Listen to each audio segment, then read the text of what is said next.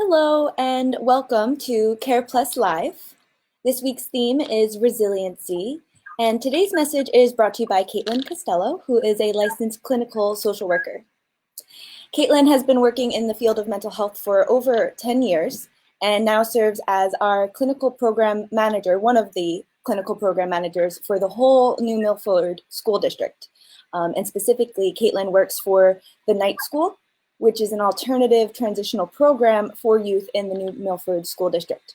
In addition to all of that, Katelyn also specializes in grief counseling and bereavement services for youth, families, and adults. So she's a great person for us to tune in and listen to today about resiliency. So thanks for being here, Katelyn. I'll hand it over to you. Thank you. Thank you so much, Katelyn. Thank you for having me. I'm really, really excited to be here, especially because of what you had just mentioned at the end. I think we're talking about a topic that all too often is not spoken about, and that leads to a lot of other problems that we see as it relates to mental health, physical health, overall. So I think before we can talk about resiliency and how to build resiliency, we really need to touch on what's actually going on in the world, right? So I don't know, Katelyn, if you know, but we do have huge pandemic going on right now. Recent news from our governor on Monday that schools will be closed indefinitely, at least for this year. So even prior to that message being given, I think we all kind of had a sense of acknowledging that we likely weren't going back, but it wasn't until we actually had that piece of reality that those direct words from our governor that it really, I think, set in. So what we're starting to see now more than ever before is really this outpouring of grief. And I think people are afraid to call it that, to name it that.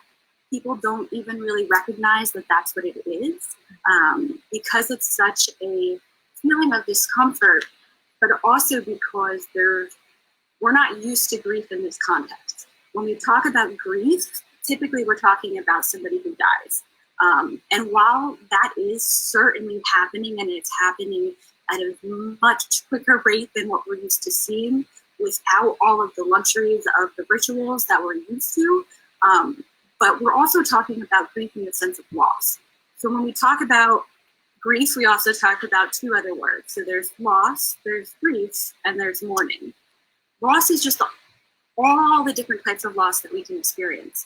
So right now, particularly with the high school kids, and particularly some of the students on my caseload, what we're seeing with the seniors especially is this kind of lack of care, because they've lost so much.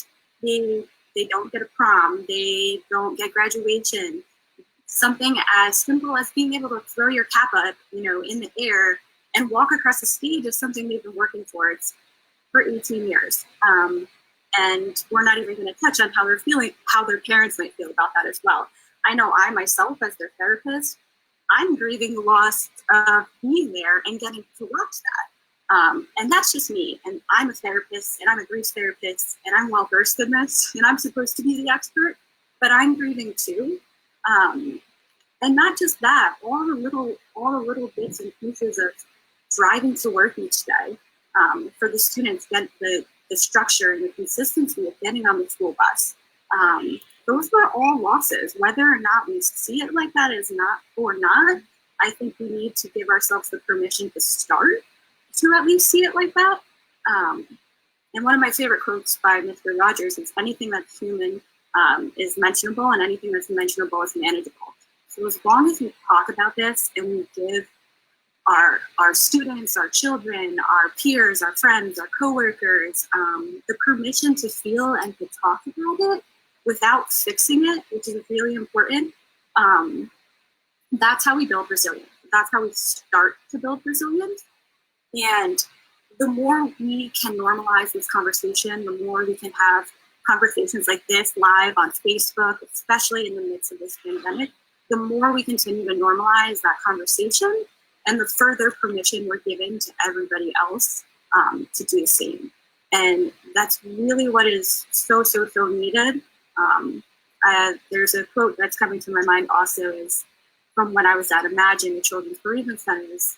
The most important thing to teach a child is how to grieve. And we don't do that. We don't do that for good reason, with the best of intentions, because we want to protect. But when we protect, we're really only protecting ourselves from looking at them or the other person being hurt. And I think we're also protecting ourselves from this feeling of not being able to do anything about it, to not be able to fix it. Mary Robinson, one of the most wonderful grief gurus in the world, would say, "Nothing's broke, nothing needs to be fixed." And that's such a difficult concept to wrap your mind around, because everything broke, right? It feels like everything is broken. I can't leave the house. I can't see my friends. It was Mother's Day yesterday. You can't leave and go spend time with your family. So yes, things are broken, but there's nothing to be fixed right now. It's just kind of letting yourself be, which I always tell my students and my clients that that's the most challenging part, is to give yourself the permission to be where you're at each day. And if today I wake up and I'm at 20, then that's okay. Is there somebody in my life that I can reach out to that can maybe give me the other maybe 40% or like another 20%? So at least I could get up a little bit. But even if I can't, like, being okay with being here. Because if I'm here today, it doesn't mean I'm necessarily going to be here tomorrow. But by being here today means maybe tomorrow I can be here. So again, it's just taking the shame out of your feelings, giving yourself permission. I always tell my students, and they get mad at me when I say this, and then later on they come back and let me know that it's so true, but feel instead of fight. We all want to fight the feeling. It's interesting because when we're enduring any type of physical pain, what do? Right away, we go to get the Band-Aid, to put the ointment on it, to take care of it. We rush. We can't wait to take care of it, to get rid of that pain. But when it's emotional pain, we'll do anything, right, to hide from it. So one of my more recent things that I've been doing, and I've been working on with some of the students as well, is a gratitude journal. So finding gratitude is a great way to also build resilience. Looking for the gifts in the pain is what I like to say. Within the loss, what did you gain? Because even though we've lost so much, there's so much still within that we can gain, and that we have to gain. But we have to allow ourselves to try to flip the way that we're thinking so that we can see it like that. And when we're not able to, we also have to give ourselves the permission that that's okay, that we can't do that for today. I keep saying the same thing, but that's because that's really the message that I want to get out today, is that it's okay to not be okay.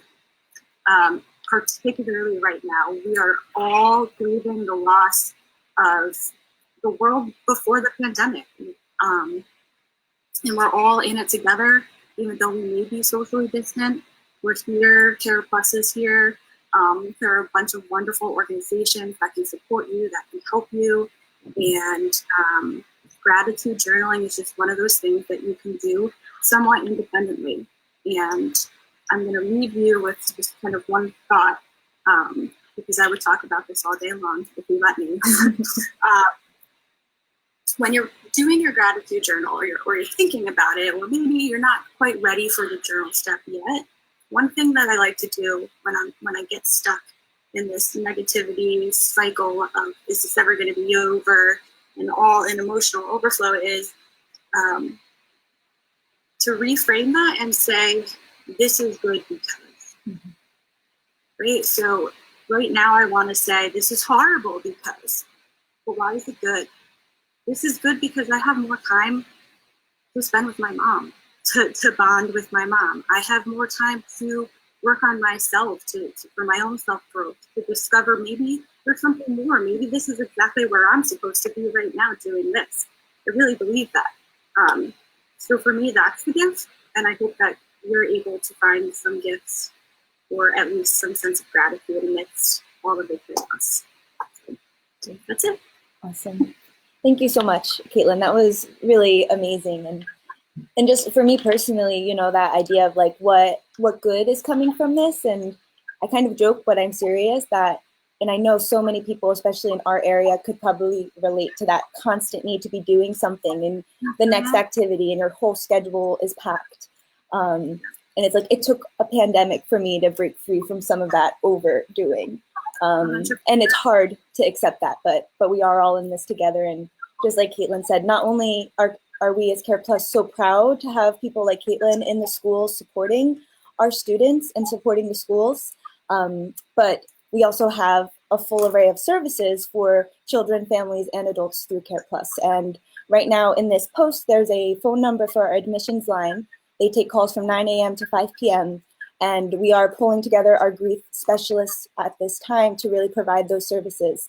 And everything is, for the majority, available via telehealth. So you can have a session just like this from the comfort of your home and feel that support. And one final note is, in this post, we left a link to an activity called Changing Plans and Handling Disappointment, which is available through My Strength. So access code is in the post. And if you have any questions, we are here for you. So thanks again, Katelyn. Have a great day, everybody. And thank you. Have a great day.